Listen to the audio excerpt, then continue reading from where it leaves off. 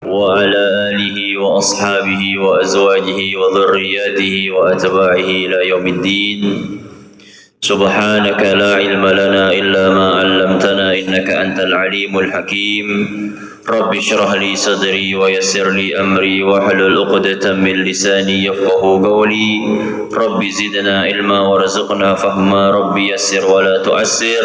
ربي تمم بالخير. ولا حول ولا قوة إلا بالله العلي العظيم. أما بعد. Jamaah yang dimuliakan Allah Subhanahu wa taala, alhamdulillah, bersyukur kita kepada Allah atas karunia nikmatnya yang begitu besar kepada kita, sehingga di kesempatan yang mulia ini Allah berikan kita kesempatan untuk sama-sama duduk di tempat yang terbaik yang dikatakan oleh baginda Nabi sallallahu alaihi wasallam, khairul biqa'il ardi masajiduha, sebaik-baiknya tempat di muka bumi ini adalah masjid-masjid.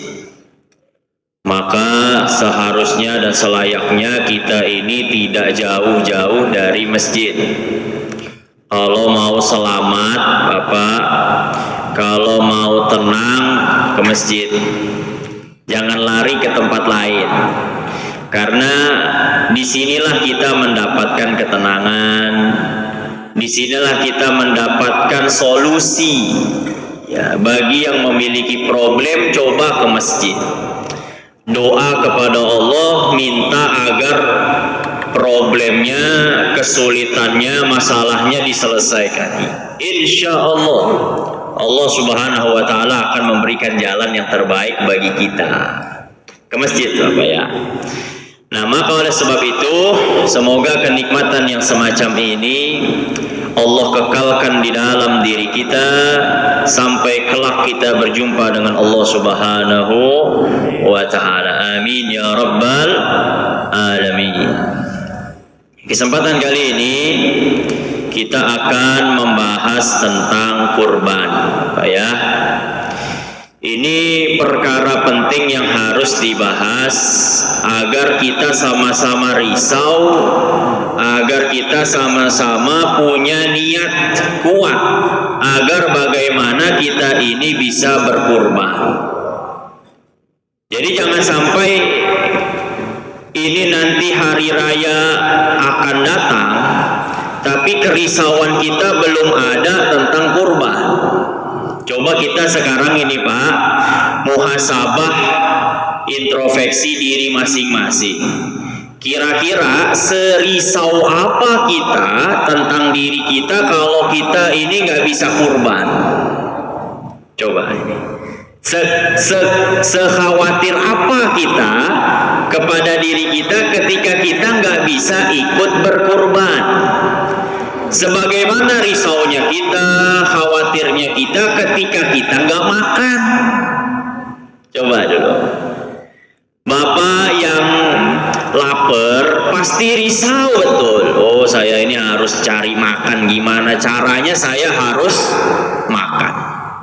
Bapak yang memiliki keperluan, ya, dengan handphonenya, dengan motornya, dengan mobilnya, gimana lah caranya, pokoknya saya ini harus punya. Gimana lah caranya agar punya. Cuman kebanyakan di antara kita itu hanya berlaku kepada urusan-urusan dunia. Kalau urusan dunia mah, Pak, dipaksain, Pak. Banyak orang yang terjerat pinjol, ya, Pak, pinjol itu karena memaksakan diri untuk mendapatkan duniawi. Karena dia ingin beli barang, dia ingin buka usaha, akhirnya terjerat pinjol. Pinjaman online itu haram, Pak ya, hukumnya ya, haram itu. Nah, itu semua terjadi kenapa? Karena menganggap gitu, Pak ya, mobilnya, motornya, rumahnya itu sebagai kebutuhan. Bapak kalau nggak nganggap rumah itu kebutuhan, saya yakin Bapak nggak mungkin tuh ngambil kredit rumah. Nggak mungkin, Pak ya. Kredit itu, Bapak saya mau tanya coba, kredit itu memaksakan diri atau enggak? Maksakan diri itu. Coba bayangin dulu Pak ya, Bapak harus bayar tiap bulan 4 juta atau 3 juta selama 15 tahun. Bayangin itu. Itu bukan nominal yang kecil Pak ya. Itu kalau rumahnya rumah yang biasa-biasa aja. Kalau yang rada gedean mah nggak dapat segitu. Tapi Bapak kita ini berani ngambil resiko ya dengan nyicil rumah selama 15 tahun yang mungkin nanti kerjaan kita keputus di tengah jalan. Bayarnya gimana coba? Bayarnya gimana coba? Bayarnya gimana? Yang mungkin nanti kita di PHK waliyadzubillah, atau nanti perusahaan kita bangkrut sehingga kita nggak punya uang untuk bayar cicilan rumah. Tapi kita berani mengambil resiko untuk kredit rumah selama 15 tahun. Alasannya satu, karena menganggap mengambil rumah atau rumah itu, memiliki rumah adalah suatu kebutuhan. Sama halnya mobil. Kita ini kan rata-rata sekarang kebanyakannya kredit. Betul ya? Kebanyakannya, enggak semuanya, kebanyakannya. Bahkan ada kata-kata yang begini ngomongnya, saya mah kalau nggak kredit nggak punya barang. Pernah dengar gak Pak? Sampai kepada handphone juga kredit. Semua itu terjadi satu penyebabnya, karena menganggap itu adalah kebutuhan yang harus dia miliki. Sekarang saya tanya, Bapak nganggap kurban itu kebutuhan atau bukan? Itu kembalinya ke situ kembalinya. Kalau nganggap kurban itu kebutuhan Pak, buat kendaraan kita nanti lewat sirot. Di sirot itu Pak, nanti kita itu akan naik kendaraan tersebut, bukan Pajero kita, bukan Avanza kita, bukan. Ini mah permisalannya aja.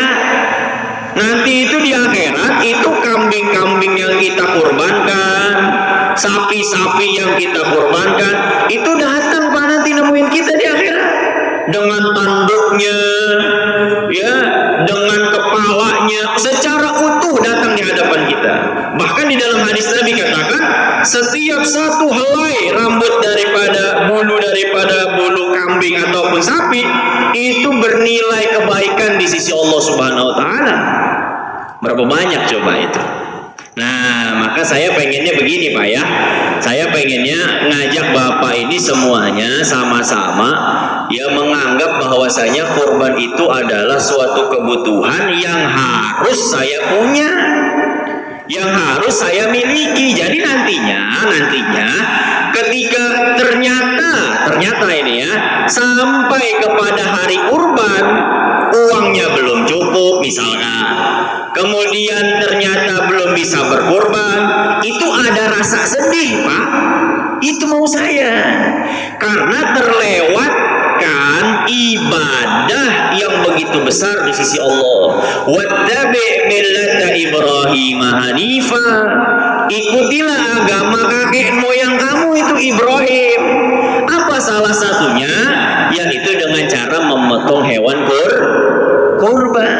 Jadi ketika nanti nggak berkurban itu harus ada perasaan, ya Allah sedih saya nggak ikut partisipasi nih, nggak bisa nyumbang kambing minimal Pak.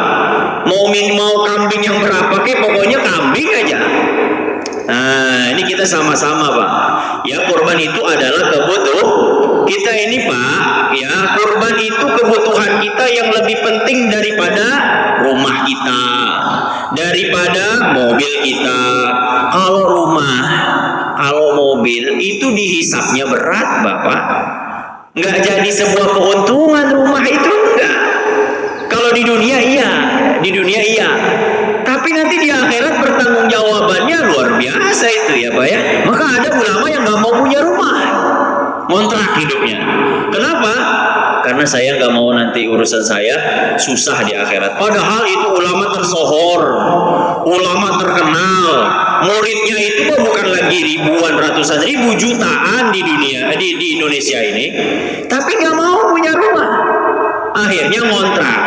Ya di belakang masjid tempat beliau ngajar, kayak gimana itu? Tapi Tapi kalau urusan kurban, tiap tahun kurban. Tiap tahun kurban sapi, tiap tahun kurban kambing, dan itu nggak satu. Kenapa? Karena beliau ini, ulama itu yakin bahwasanya yang akan menguntungkan saya itu adalah kambing yang saya kurbanin itu. Jelas ini Bapak kira-kira ya? Coba yang belum punya niat untuk kurban, niat Pak dari sekarang. Coba Bapak udah niat belum untuk kurban? Jangan-jangan belum lagi. Padahal kurbannya dikit lagi. Niat dulu Pak. Ketika sudah niat, baru nanti Allah akan berikan pertolongan. Kalau sudah niat, baru Allah akan bantu.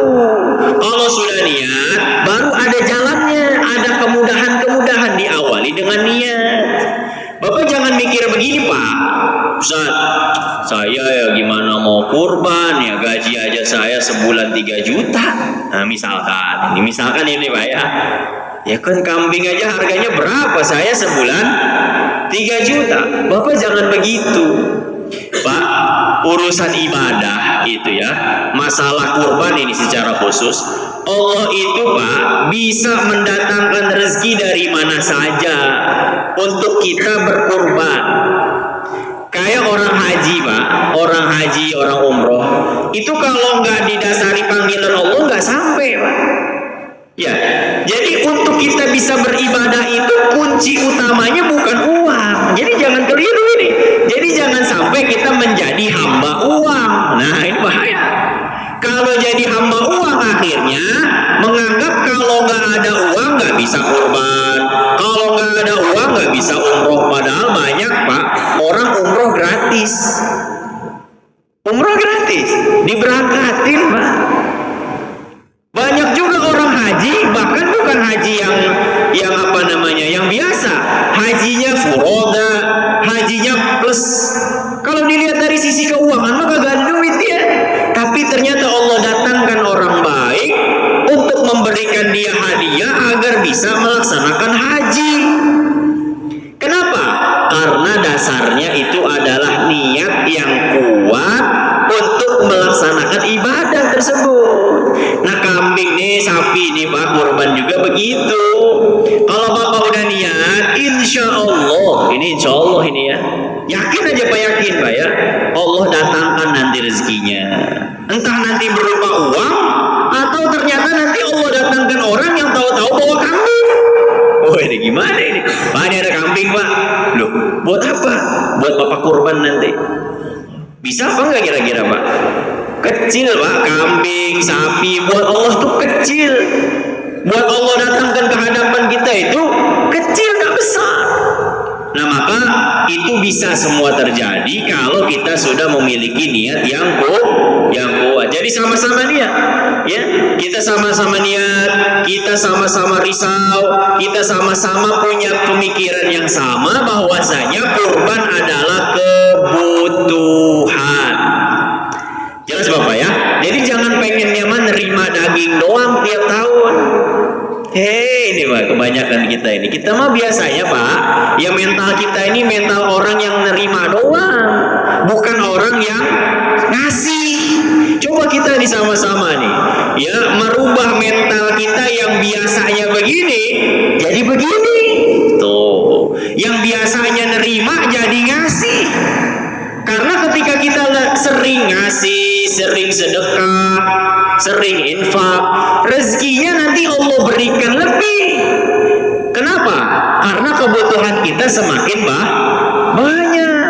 Karena Allah itu nggak mungkin Pak, kebutuhan kita sekian dikasihnya kurang. Yakin pasti Allah cukupkan, pasti Allah cukupkan. Jadi kurban itu adalah kebutuhan. Jadi kita ini hanya ya memaksakan diri, kebanyakan kita itu dalam urusan dunia. Padahal Nabi itu mencontohkan, Pak ya, mencontohkan kepada kita, beliau itu adalah orang yang memaksakan diri untuk ibadah bukan untuk dunia. Contoh Pak, Nabi pulang ke rumah, di rumah ada Sayyidah Aisyah. Kemudian Nabi nanya kepada Sayyidah Aisyah, ya Aisyah, ada makanan apa enggak? Tuh, kayak gitu Nabi nanya tuh. Apa jawab Sayyidah Aisyah? nggak ada Rasul. Tuh, coba Pak, Bapak bayangin Bapak pulang nanya ke istri nggak ada makan. Oh, kok kira-kira respon Bapak? Marah Pak, Bapak mah. Kok nggak ada makanan? Kenapa belum masak? Oh, marah-marah, ada pokoknya marah-marah. Padahal mah dia belum kasih duit. Itu tuh Pak. Itu Nabi datang nanya ke Sayyidah Aisyah, jawab Sayyidah Aisyah, nggak ada Nabi. Baik, gimana coba keadaan Nabi itu ya? Tapi Nabi itu dengan bijaknya Nabi bilang, idzan inni shaim. Oke, kalau gitu sekarang saya puasa aja deh.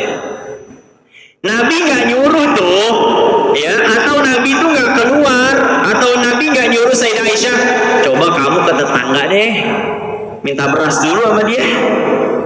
Jelas maksudnya Pak? Atau kamu ke Madura dulu dah, ngutang, akhir bulan bayar. Jelas nggak Pak? Kira-kira kalau Nabi bilang ngutang dulu dah, minta dulu ke samping tetangga, itu memaksakan diri untuk makan atau bukan? Memaksakan. Tapi Nabi nggak lakukan itu. Nabi itu ya udah, saya puasa dah, selesai urusan dunia. Makan itu kan urusan dunia Pak. Makan itu urusan dunia. Nah, Nabi itu juga nggak memaksakan diri dalam urusan dunia yang lain. Dalam urusan pembangunan rumah, kita tahu betul bagaimana rumah Nabi. Nabi itu nggak memaksakan diri untuk punya rumah yang mewah, rumah yang gede, rumah yang pokoknya yang luar biasa lah, enggak. Nabi itu tidur alasnya adalah daun kurma. Bayangin itu. Jadi kalau bangun tidur itu di kulitnya ada bekas-bekas daripada daun kurma tersebut itu Pak. Kayak gimana coba? Nah, tapi kalau urusannya ibadah, Nabi itu paling depan. Nabi itu paling top ya. Nabi itu adalah orang yang paling memaksakan diri dalam urusan ibadah. Nabi sholat sampai bengkak, Bapak. Coba jawab, kira-kira itu maksain diri atau enggak? Itu memaksakan diri Pak. Kalau enggak memaksakan diri ya capek ya udahlah, tidur aja lah. Ini kan, kalau Bapak nih sekarang Bapak duduk di sini, ini saya coba tanya, ini memaksakan diri atau enggak? Maksain. Bapak kalau enggak maksain diri nih sekarang enggak ada di sini. Di rumah lagi ngorok. lagi ngorok atau lagi nonton TV. Tapi Bapak di sini ini adalah bentuk memaksakan diri untuk duduk di majelis taklim, untuk dengerin nasihat, untuk dengerin ilmu. Ini memaksakan diri. Jadi ibadah itu harus dipaksa, Pak. Karena kita tahu betul kualitas keimanan kita itu semana. Kalau nggak dipaksa untuk ke masjid, jamin Pak nggak bakal ke masjid. Nggak bakal ke masjid. Nah, Nabi itu sholat sampai bengkak. Akhirnya Sayyidah Aisyah tuh Pak ya nangis ngelihat suaminya bengkak kayak gitu tuh. Kemudian Sayyidah Aisyah ngomong sama Nabi, ya Nabi, kamu ini kan orang yang udah diampuni dosanya, baik yang lampau atau yang akan datang. Kenapa sampai kayak gini gitu kurang lebihnya bahasanya. Apa jawab Nabi? Nabi itu jawabannya simpel aja. Ya Aisyah, afala akun abdan syakur. Apa saya nggak boleh jadi hamba yang bersyukur? Tuh Pak. Nabi itu Pak untuk jadi hamba yang bersyukur tuh Nabi sholatnya sampai bengkak. Tuh. Nabi itu. Ya, jadi jangan sampai ini kita nggak maksa-maksakan diri untuk ibadah, harus dipaksakan. Itu satu contohnya. Terus Nabi SAW itu Pak nggak pernah menolak orang-orang yang minta sedekah ke Nabi, sekalipun Nabi nggak punya duit. Jadi ada seseorang yang datang kepada Nabi kemudian minta, ya Rasul saya minta uang. Jadi Nabi itu Pak, ya itu melayani umat, melayani rakyat itu dalam segala urusan. Jadi yang nggak punya duit itu datangnya juga ke Nabi. Oh ini adalah pemimpin yang sesungguh. Pemimpin yang sesungguhnya itu Pak nggak pernah nutup rumah. Ya pintu rumahnya senantiasa terbuka. Ya bukan dikawal. Pemimpin sekarang ini kan kawal. Gimana rakyatnya mau datang? Gimana rakyatnya mau ngadu? Wong dia jadi kawal. Kita mau deket ditendang sama ininya nanti pas pampresnya ini kan penjaganya. Oke. Jadi Nabi itu didatengin sama seseorang itu minta sedekah, ya Rasul saya minta uang, saya ini nggak punya uang. Nabi ketika itu nggak punya duit Nabi itu Pak. Kemudian Nabi bilang ke orang tersebut, karena saya nggak punya uang, sekarang kamu coba deh ke sana tuh, ditunjuk orangnya sama Nabi, ke fulan tuh orangnya di sono. Nah begitu. Kamu minta duit keperluan kamu ke orang tersebut atas nama Nabi Muhammad. Nanti bilang sama dia, Rasul yang bayar, Rasul yang ganti. Jadi sedekah itu Nabi sampai ngutang. Coba Bapak berani gak nanti kurban ngutang dulu? Ini kayak gimana tuh Pak? Ngutang dulu Pak. Zaman sekarang Pak semua serba gampang. Kambing juga sekarang bisa cicilan, bisa kambing. Bukan motor doang cicilan. Kambing juga ada cicilan. Sapi juga ada ada Pak. Bapak gak percaya? Ada gak? Ada. Yang dicicil 3 bulan, 4 bulan. Lantas sekarang mau alasan apa? Coba kita gak kurban, coba jawab. Oh, kalau semua kita pemikirannya kayak gini Pak, kayak gini, kita yakin betul setiap masjid-masjid yang ada di Indonesia ini penuh Pak hewan kurbannya. Kenapa? Karena kalau kita lihat ya kebanyakan daripada masyarakat kita itu memang sebenarnya dia tuh mampu Pak untuk berkurban. Cuman karena tidak ada niat, pemikirannya tidak sama seperti pemikiran kita, akhirnya menganggap kalau nggak kurban nggak apa-apa. Padahal kamu tuh rugi betul kalau kamu nggak ikut andil dalam prosesi Idul Adha dengan pemotongan hewan kurban. Itu contoh tuh Pak. Nabi nggak pernah nolak itu Pak. Dari Nabi tuh biar gimana caranya sedekah, dan minjem dulu dah. Nabi sakit, ya, yang sakit ini sakit terakhir yang menyebabkan beliau ini sampai meninggal dunia. Itu Nabi tuh bangun pingsan, bangun lagi pingsan lagi, bangun lagi pingsan lagi. Kayak gimana tuh? Setiap bangun yang ditanya udah sholat belum manusia itu? Tanya Bapak Nabi. Belum ya Rasul. Kemudian kan diperintahkan Abu Bakar buat jadi imam. Sehingga terakhir kali ketika Nabi merasa badannya udah enak, Nabi langsung manggil 2 sahabat untuk membopong. Bapak bopong, paham bopong ya? Membopong Nabi untuk didirikan di sofa. Nabi itu Pak sakitnya sampai pingsan 3 kali. Setelah pingsan 3 kali, Nabi ngerasa enakan. Bapak nggak enakan Pak? Ya, enakan. Yang namanya enakan Bapak masih nggak enak sebenarnya, cuman baru enakan. Tapi Nabi itu ya, karena ini urusannya adalah sholat berjamaah di masjid, pokoknya gimana caranya saya harus ke masjid. Nah, coba panggilin 2 sahabat, datang 2 sahabat, Nabi dibopong kemudian didirikan di sof. Kayak gimana coba Rasulullah itu? Nah, paksakan diri Pak untuk ibadah, paksakan diri agar biar bisa kurban, tapi dengan cara yang baik, bukan dengan cara nyolong. Nggak boleh Pak ya. Kenapa kamu nyolong? Buat ibadah, ngawur kamu. Kagak boleh kan, gitu sekarang begitu kan.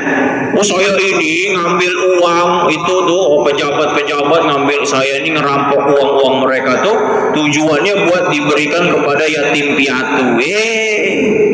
Ngaji makanya. Kagak boleh. Haram hukumnya, nggak diterima oleh Allah Subhanahu wa taala. Ya, jadi harus dengan cara yang baik. Ngutang itu baik gak Pak? Baik kalau dalam urusan ibadah dan niat bayar. Kalau Bapak ngutang udah niat gak bayar, dosa hukumnya. Baru mau ngutang nih, ya udah niat gak bayar, dosa hukumnya. Gak boleh itu ya, jangan. Niatnya untuk dilunaskan nanti. Pak saya pinjam duit dulu dah Pak. Buat apa? Buat kurban. Oh Bapak kalau punya duit pinjemin Pak. Jangan ditolak. Apalagi ini niatnya buat ibadah. Pak saya pinjam duit dulu dah Pak. Buat apa? Buat umroh. Pinjemin Pak. Nanti saya cicil tiap bulan 3 juta. Selama berapa bulan? 10 bulan. Oh Bapak pinjemin. Itu jariyah itu. Jadi umroh yang dia lakukan, ibadah yang dia lakukan selama di sana, itu ngalir pahalanya kepada kita karena kita yang ngutangin. Begitu juga kurban. Kita kurban tuh kalau kita minjemin orang nih buat ente kurban, nanti ganti ya. Dia potong itu hewan kurban, kita juga dapat pahalanya. Oh, ini luar biasa. Dan itu juga terjadi pada para sahabat. Para sahabat itu Pak ngikutin Nabi. Nabi itu ya tadi maksakan diri buat ibadah. Nabi itu kan tadi tuh ya orang yang senantiasa tuh pokoknya kalau urusan ibadah harus saja, kagak boleh enggak. Nah para sahabat juga begitu Pak. Itu para sahabat Pak ketika hadir perang Badar itu jaraknya jauh. Jauh Pak jaraknya 100 km lebih. Bapak bayangin dari lokasi mereka untuk sampai ke Badar itu 100 km lebih. Itu ditempuh Pak dengan jalan kaki. Ada onta, ada, tapi ontanya digilir. Sekarang pertanyaan saya, kalau mereka nggak memaksakan diri mereka untuk perang, nggak memaksakan diri mereka untuk ikut apa yang diarahkan Nabi, kira-kira mereka ada nggak di Badar? Ada nggak Pak? Nggak ada. Kalau mereka nggak ada di Badar, maka yang terjadi adalah yang nggak ikut perang Badar ketika itu yang nggak jamin masuk surga. Karena sahabat yang terbaik itu adalah salah satunya mereka yang ikut di perang Badar. Bahkan dosa-dosa mereka itu telah diampuni sebab mereka ikut perang Badar. Kata Allah itu ya, di kata Nabi SAW itu, ya kamu lakuin apa aja lah, bolehlah, karena kamu telah ikut perang Badar. Jadi semakin besar pengorbanannya, semakin besar balasannya. Gitu loh Pak maksudnya. Bapak kalau sekarang kurbannya kurban sapi sendiri pakai duit Bapak, sama orang yang kurbannya kambing itu jelas beda. Paham maksud saya Pak ya? Jadi semakin besar capeknya, semakin besar uang yang dikeluarkannya buat ibadah, maka semakin besar juga balasannya. Itu orang-orang yang hadir di Badar itu dijamin surga Pak.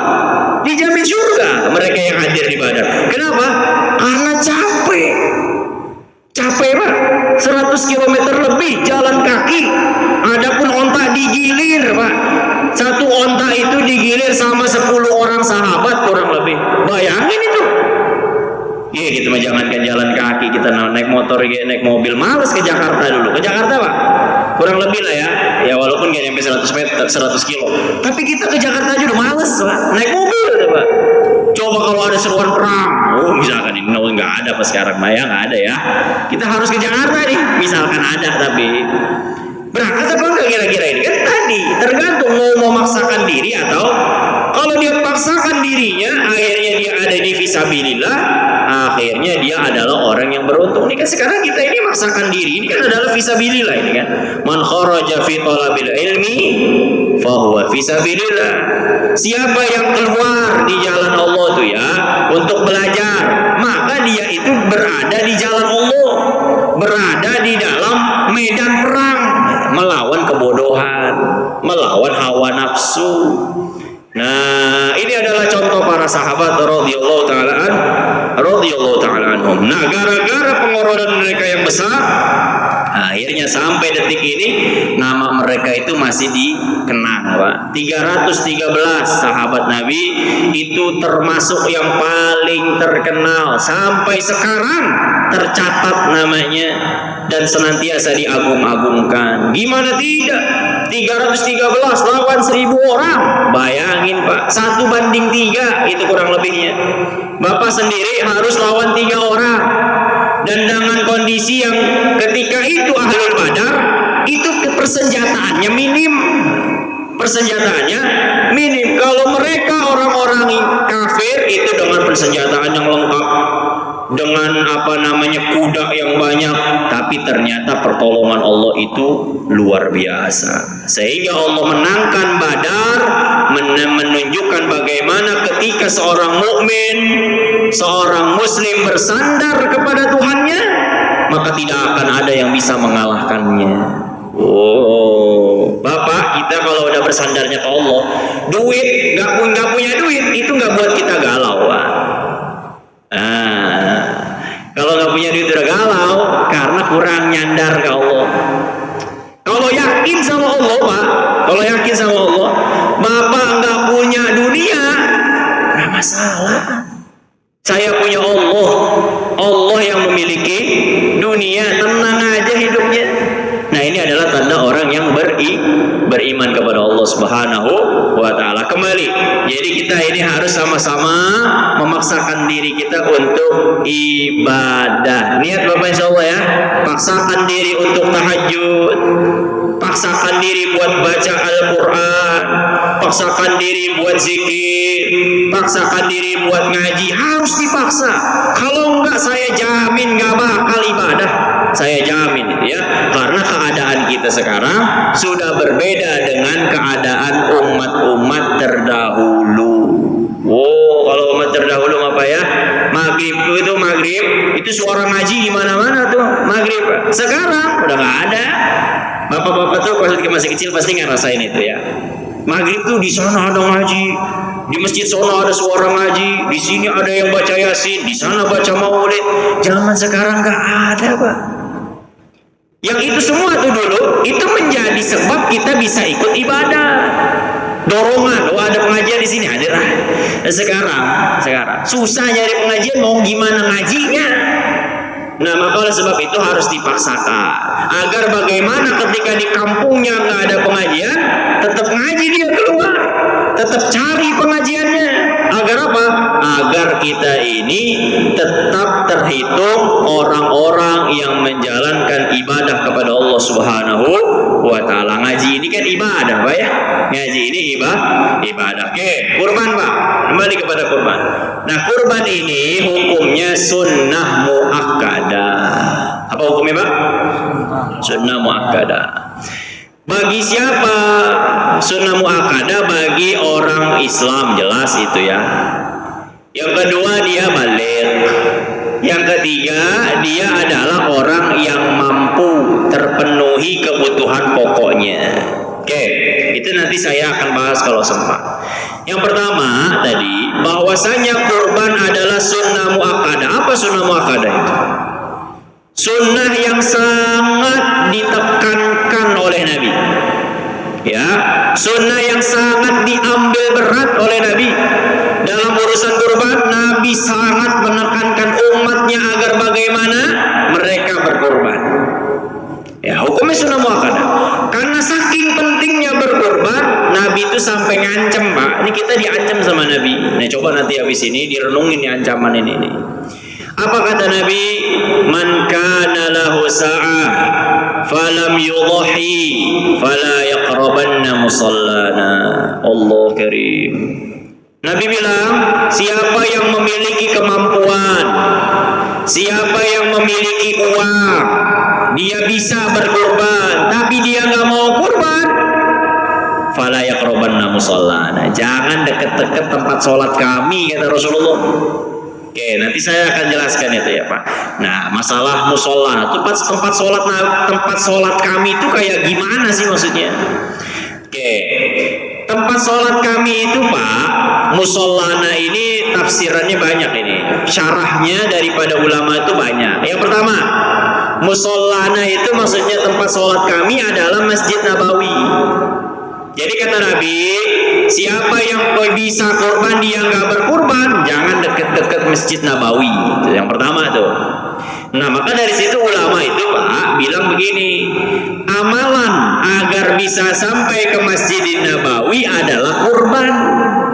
Ulangi lagi, amalan untuk bisa sampai ziarah ke makam Nabi, ke Masjid Nabawi adalah dengan cara berkurban. Karena ancaman nabinya yang bisa kurban dia nggak berkurban, maka jangan deket-deket tempat sholat saya, tempat sholat kami. Berarti orang yang kurban maka mereka orang yang diizinkan Nabi untuk datang ke Masjidin Nabawi. Jelas ya maksudnya? Nah, coba kurban. Siapa tahu habis kurban Allah panggil umroh. Habis kurban tahun ini, tahun depan Allah panggil haji. Oh, nggak mungkin, Pak. Ustadz, saya aja belum daftar, gitu kan? Saya aja belum punya uang. Nah, ini kalau begini susah. Ya, nanti Allah datangkan, Pak, orang baik. Tiba-tiba ngasih duit aja 500 juta. Tahu-tahu haji furo. furoda. Bisa apa enggak? Oh bisa tuh Pak, nggak mungkin nggak bisa. Furoda Pak, cash langsung. Kalau Allah mau, kalau memang Allah udah takdirkan pergi Pak, berangkat, nggak mungkin enggak. Siapapun mau menghalangi kita, duit nggak ada, nggak jadi masalah. Kalau memang Allah udah panggil pasti berangkat, gimana pun caranya pasti berangkat. Itu yang pertama. Kata Nabi, jangan dekat-dekat tempat sholat kami. Maksudnya adalah Masjidin Nabawi. Yang pertama. Yang kedua, mushollana di sini maksudnya adalah, ya kalau kata ulama itu nanti di akhirat orang-orang yang tidak berkurban padahal dia mampu berkurban, maka dia tidak akan mendapatkan pandangan daripada baginda Nabi Sallallahu Alaihi Wasallam. Dia nggak akan dekat sama Nabi karena disebabkan apa? Dia mampu berkurban tapi tidak mau berkurban. Nah ini penting ini. Jadi nanti yang pengen dapat syafaat Rasulullah, yang pengen dipandang oleh Nabi, ya harus kurban kalau mampu Pak. Nih sekarang pertanyaannya, kita ini mampu apa enggak? Kalau ngelihat kendaraan kita gitu Pak ya, kalau ngelihat apa namanya keseharian kita, kayaknya kita ini mampu, kayaknya cuman niatnya kurang kuat aja, itu aja masalahnya. Contoh dulu, Bapak yang ngerokok apalagi tuh, yang ngerokok nggak kurban, nanti ketemu Nabi mau pakai muka yang mana kamu? Ini kan juga sempat dibahas ini kan oleh almarhum ini kan Kiai Haji Arifin Ilham. Orang yang ngerokok kemudian tidak berkurban, nggak boleh itu, nggak boleh, harus kurban dia. Kenapa? Karena rokok udah mahal Bapak. Bapak coba Marlboro merah 40.000. Sehari berapa bungkus Bapak? 2 bungkus 80.000. Kali 10 hari 800.000. Kali 30 hari berarti 800 kali 3 2.400.000 sebulan. Kali 10 bulan deh, gak usah 12 bulan, 10 bulan. 2.400.000 kali 10 bulan 24. Dapat kambing apa sapi? Sapi Bapak. Ini mah harusnya mah yang ngerokok itu sapi kurbannya, bukan kambing harusnya. Makanya ini coba yang ngerokok, diulangi lagi, nggak kurban, malu kamu, malu. Kenapa? Buat rokok bisa, buat kurban gak bisa. Coba ini ya. Ini jadi bahan renungan Pak. Maksudnya Bapak mau ngerokok apa kagak, itu urusan Bapak, bukan urusan saya. Tapi yang jelas maksudnya, kalau Bapak ngerokok itu lebih malu Pak kalau nggak kurban. Malu betul. Karena tadi ya pengeluarannya begitu banyak itu dalam rokok. Nah, oke, sekarang pembahasan masalah mampu atau tidak itu Pak, dilihat dari mana? Bukan dari sekarang Pak. Sekarang Bapak nih nggak punya uang. Bukan berarti Bapak sekarang ini nggak mampu, bukan. Mampu atau tidaknya itu Pak, nanti dilihatnya. Mampu itu adalah orang yang terpenuhi kebutuhan pokoknya. Ulangi lagi, orang yang terpenuhi kebutuhan pokoknya dan orang yang wajib dinafkahinya selama 4 hari. Idul Adha, Tasyrik 1, 2, 3, 4. Di 4 hari ini Bapak sudah terpenuhi kebutuhan pokoknya, baik Bapak ataupun orang yang wajib Bapak nafkahi, ada uang lebih daripada kebutuhan pokok yang cukup buat dibelikan kurban, maka itu tergolong orang yang mampu untuk berkurban. Jadi kalau dia nggak kurban, maka dia termasuk dalam ancaman baginda Nabi Sallallahu Alaihi Wasallam. Nah, kebutuhan pokok kita itu 4 hari itu apa? Ya paling makan doang Pak. Listrik awal bulan atau akhir bulan. Bayaran sekolah anak awal bulan atau akhir bulan. Yang ada pada 4 hari itu ya palingan kebutuhan pokok makan. Apalagi yang Bapak masih sendiri, ya belum nikah misalkan. Ya berarti kebutuhan pokoknya cuma buat Bapak doang.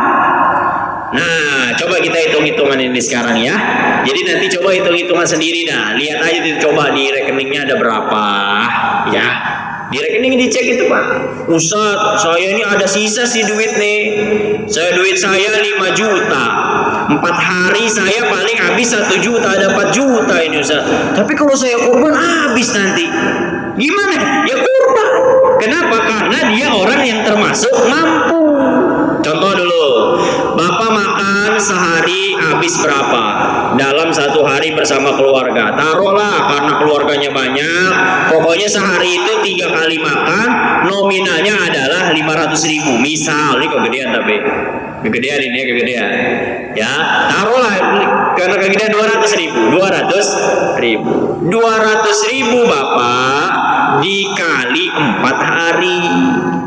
Sehari makan 3 kali itu semuanya adalah 200.000 atau 250.000 kali 4 berapa? 1 juta. Di rekening Bapak ada berapa? Oh, ada 10 juta Ustaz. Oh, misalkan begitu ya, 10 juta. Nah, berarti kan ada berapa tuh saya? 9 juta. Maka kalau ada yang sisa uangnya kayak gitu tuh, atau intinya sudah cukup buat beli kambing, atau misalkan duitnya 5 juta, dia pakai kebutuhan 4 hari, 1 juta, tinggal 4 juta, cukup gak beli kambing Pak? Maka belikan kambing. Kalau gak beli kambing, maka dia adalah orang yang termasuk ancaman baginda Nabi, jangan deket-deket tempat sholat kami Bapak. Nanti cek ya Pak rekeningnya masing-masing ya, pada tanggal yang bersangkutan. Nah, kalau sekarang mah Bapak nggak punya duit ya bukan jadi patokan.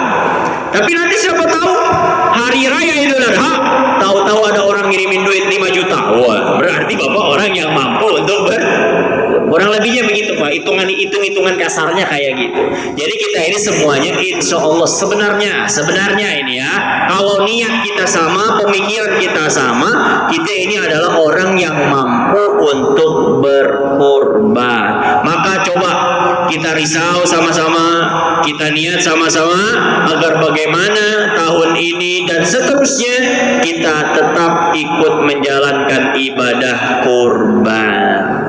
Oh, kalau misalkan Bapak sudah niat, Bapak udah tekad kuat untuk berkorban, ternyata Pak sampai hari raya, sampai hari tasyrik habis, duitnya belum kelihatan juga, tetap Allah catat sebagai orang yang berkorban. Kenapa? Karena dia sudah niat. Kalau punya duit, niat doang nggak bisa. Ya, yang bisa itu ketika dia nggak punya uang, dia sudah tekad, sudah niat, tapi duitnya nggak ada, maka dicatat orang yang berkorban. Dia udah tekad, udah niat, ada duitnya nggak dikeluarin, maka tidak terhasilkan pahalanya. Jelas Bapak kira-kira? Insya Allah bisa dipahami Insya Allah. Insya Allah niat kurban Bapak semuanya ya, jangan sampai tidak. Tamam. Jadi kita sama-sama meyakini bahwasanya ibadah kurban ini adalah ibadah yang besar di sisi Allah Subhanahu wa taala. Kurban itu Bapak, itu artinya adalah pendekatan.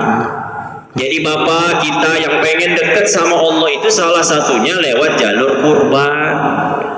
Itu Pak, darah-darah hewan itu, baik kambingnya, baik sapinya yang dipotong, itu sebelum darah itu sampai kepada bumi, itu sampai terlebih dulu di hadapan Allah Subhanahu wa taala. Jadi orang yang berkorban itu memang dekat dengan Allah. Karena korban itu pengertiannya saja adalah pendekatan diri kepada Allah Subhanahu wa taala, dan itulah yang dicontohkan ujian Allah kepada Nabi Allah Ibrahim alaihi salam. Itu coba bayangin Pak. Nabi Ibrahim punya anaknya disuruh sembelih, disembelih. Padahal itu anak yang ditunggu kedatangannya sama Ibrahim. Kenapa coba Pak? Allah itu pengennya begini. Allah itu pengennya Ibrahim itu tidak pindah hati. Paham nggak Pak? Hatinya tuh ya ke Allah aja, jangan sampai berpaling baik ke anak, apalagi kepada uang. Waliyadzubillah. Akhirnya disuruh sembelih itu anaknya. Ya, disuruh potong, kira-kira mampu gak Ibrahim itu? Yo namanya Nabi Pak. Akhirnya dijalankanlah proses pemotongan tersebut sehingga Allah rubah. Itu ada ceritanya Bapak, udah masyhur lah dengan ceritanya ya. Intinya adalah ya, ketika kita memotong hewan kurban itu kita memotong hawa nafsu, menghilangkan hawa nafsu yang ada di dalam diri kita, menghilangkan hasrat-hasrat buruk di dalam diri kita, menghilangkan penghambaan kita kepada Tuhan. Ketika kita bisa kurban Pak, berarti kita yakin betul bahwasanya Tuhan kita itu bukan uang. Paham gak maksud saya Pak? Paham gak maksud saya? Kadang kan ada orang begini, kenapa nggak kurban? Ada si duit nih, tapi kalau saya pakai habis nanti. Nah berarti menuhankan uang. Kalau saya kurban nanti saya nggak ada pegangan. Ini namanya menuhankan uang. Jadi hati-hati Pak ya, hati-hati. Jangan sampai gara-gara hal yang demikian ini merusak daripada keimanan dan keyakinan. Bapak keluarin aja, pasti Allah ganti, pasti Pak, yakin itu Pak. Ya, apalagi kalau memang duitnya duit terakhir, keluarin. Semakin susah, semakin mujahadah, maka semakin besar balasan Allah Subhanahu wa taala kepada amal yang kita lakukan. Jelas Bapak kira-kira? Nah, maka dengan yang sedikit ini semoga Allah Subhanahu wa taala memberikan kita rezeki yang luas, rezeki yang banyak, dan juga kemampuan untuk kita menjalankan ibadah kurban. Dan semoga yang sudah ada niat Allah realisasikan, Allah wujudkan agar bisa ikut ibadah kurban. Dan nanti yang berkurban semoga Allah terima ibadahnya, semoga Allah terima kurbannya, menjadi sebab nanti mudah melewati jembatan Shiratal Mustaqim. Ketika sudah lewat jembatan Shiratal Mustaqim, maka proses selanjutnya adalah masuk ke dalam surga. Jadi jembatan Sirat itu terakhir Pak. Selepas Sirat itu setelahnya surga. Enggak berhasil ya nyebur ke neraka. Waliyadu. Nah, masuk surga maka dapat sambutan langsung daripada Allah, salamun qaulan min rabbir rahim. Itu sambutan yang luar biasa. Semoga kita semua nanti dengar sambutan tersebut. Itu kita disambut secara khusus. Orang-orang yang masuk surga, salamun qaulan min rabbir rahim. Ya Allah biha. Ya, semoga Allah masukkan kita semua ke dalam surga. Amin ya rabbal alamin. Mungkin ini saja Bapak yang bisa saya sampaikan. Kurang lebihnya saya mohon maaf. Yang betul datang daripada Allah Subhanahu wa taala. Walafu minkum. Assalamualaikum warahmatullahi wabarakatuh.